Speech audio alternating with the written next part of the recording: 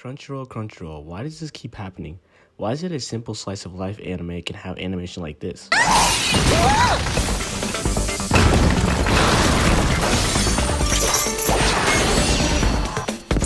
This was a throwaway character, by the way.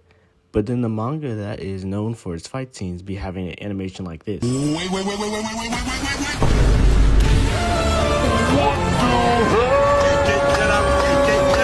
So as you all know, I'm assuming as you clicked on this video, the new adaptation of the manhwa, The Beginning After the End, just came out. And I remember when this was announced, people were already speculating it was going to be bad because it was being animated by Studio ACAT, who are known for, I don't recognize any of these, but all I can see is that there are a lot of 5s and 6s and whatever this is.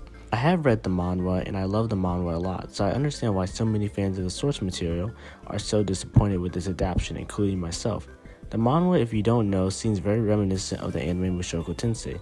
They both have very similar premises and both have received high praise for the same things. The Beginning After the End has great world building, character writing, character designs, art, and so much more. The manhwa also has some great action sequences and I got hooked instantly while researching for this video. I'm 16 episodes in and I'm going to continue reading it after this because of how good it is.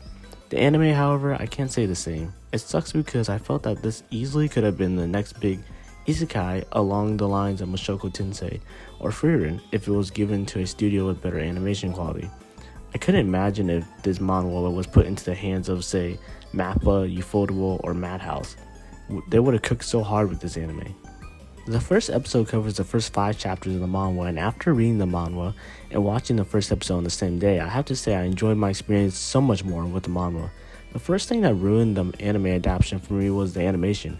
Oh boy, I don't know why they did this, but watching that first episode felt like that one assisted trophy when playing Super Smash Bros. Like they kept using the camera pan for almost every single shot. I think I was getting dizzy seeing how much the camera would move up, down, left, and right.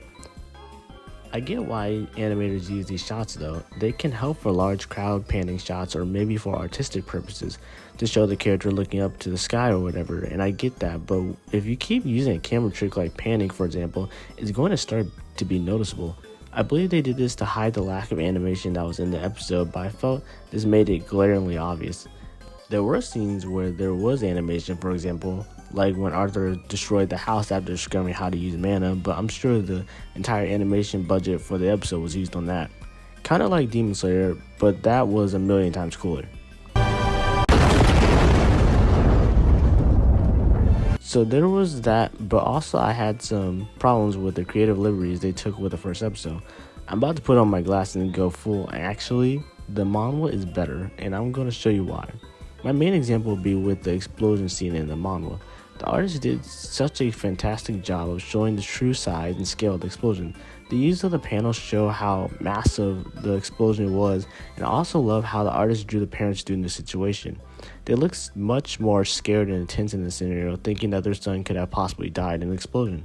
I also love how the dad looked up and was happy to see his son mastering how to use mana at such a young age. It was such a face of relief and pride, and I felt that it was much better interpreted through the manhwa than it was in the anime. Also in the manhwa, Arthur destroyed the entire, and I have to emphasize the entire house, because for some reason in the anime they just decided to have a majority of the house still intact. I believe they did this so they can add in the scene when the dad saves Arthur from being hit by a beam, but I feel like this scene takes so much away from the original. The story already established Arthur as being from a different world where he was once a king, and his world had similar magic systems as the one he was reincarnated in, so he was able to practice and learn their magic system very quickly. He also knew what he was doing for the most part, so I feel adding this cheap scene of his dad saving him from his mana makes it seem more like he's a dumb kid who has no idea what he's doing.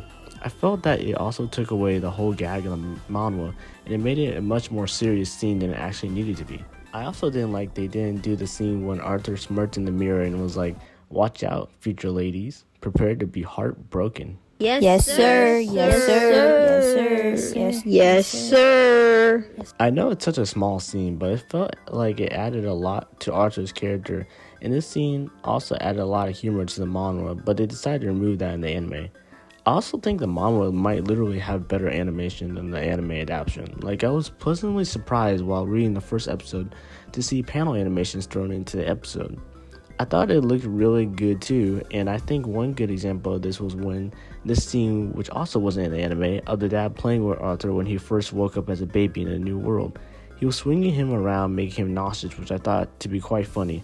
The beautiful art in the manhwa also helps give the illusion of the animation if you're scrolling fast enough like I was, and I think it looks much better than the anime. To anyone watching this, I just want to say, please check out the manhwa. It's really good, and I know you won't regret the read despite what the anime has done to its reputation so far.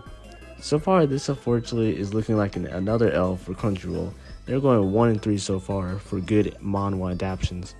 I enjoyed the Tower of God, but then they dropped the ball with season 2 by skipping too far ahead in a completely different animation style. Brother, God of High School has good action scenes, but the story again was all over the place. So the only good one so far, thankfully, has been Solo Leveling, a manhwa I also binged for a while and I currently have to catch up to. From what I've seen online, people have said A1 Pictures animation is nothing to write home about, but it's still much better than whatever Studio ACAT is doing with the beginning after the end. I love manhwa, and there are many that I have read that I hope to get a good anime adaptation one day. I hear Omniscient Readers is getting one soon, and I'm praying they don't mess it up. I'm also hoping for the Boxer to get animated someday. The fight scenes were top notch in that manhwa, along with the story, so Crunchyroll, I beg of you, if you give me a good animated adaptation of this manhwa, my life is yours. But yeah, the anime so far has only 2 episodes out, and apparently it's supposed to get 24 episodes this season, so maybe it could improve. I'm huffing copium, I think, I don't know. If you made it this far, thanks for watching, goodbye.